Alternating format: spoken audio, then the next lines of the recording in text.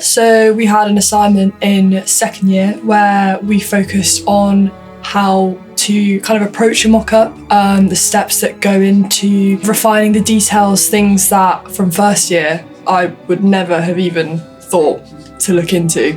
Training our ears to kind of hear different things, like looking at EQs, how to set up reverbs properly, and also adding different reverbs in instead of just having the one, which is something, again, from first year I wouldn't have thought to do. We also looked into adding room tones, things that will make the mock-up sound more realistic, emulating what it would be like if it was recorded in a room with live players, as opposed to it just being a sample-based piece that, for example, you'd give to a director as a demo.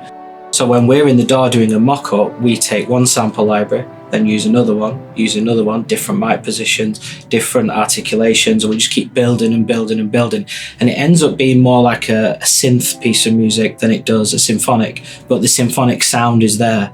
So the orchestra is used more texturally, whereas the traditional one, when we're blending instruments, is to try and make it sound more like the real product, which is, John Williams, somebody like that on a scoring stage with one ensemble, with one kind of vision, whereas the more modern approach is to have music which is less densely voiced. So this is something you see in the lesson itself. Hans Zimmer would not voice chords the same way John Williams would, because you need lots of sonic space for what he's going to achieve. So as you saw in the Logic project itself, there is anything between 50 to 80 tracks. That's actually summed down. If you really did that properly and showed every single little inflection of everything that was going on, you would end up with nearly 1,000 stereo stems. The main challenge for me was understanding the instruments that I can't play.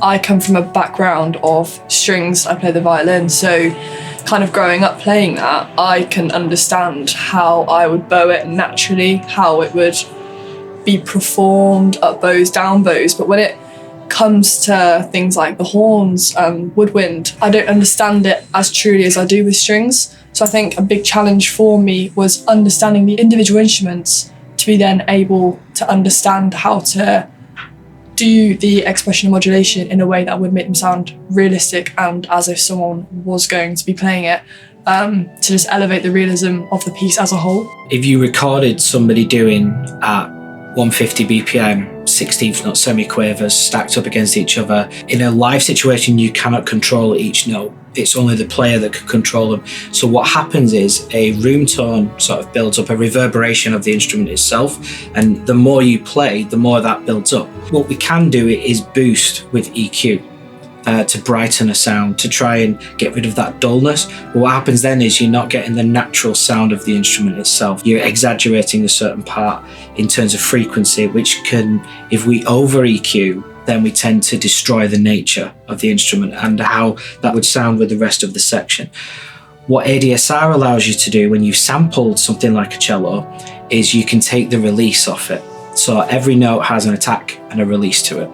And what the ADSR does is we can reduce the release to get the tightest possible, almost electronic version of the cello.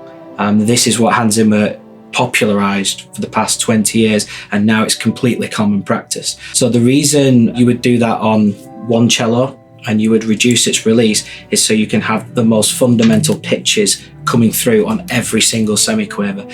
So what's strange is it has this new kind of effect, because that's not how cellos really sound, but we know what cellos sound like. So it has this strange new hybrid world, and Hans Zimmer is completely responsible for that new type of film music.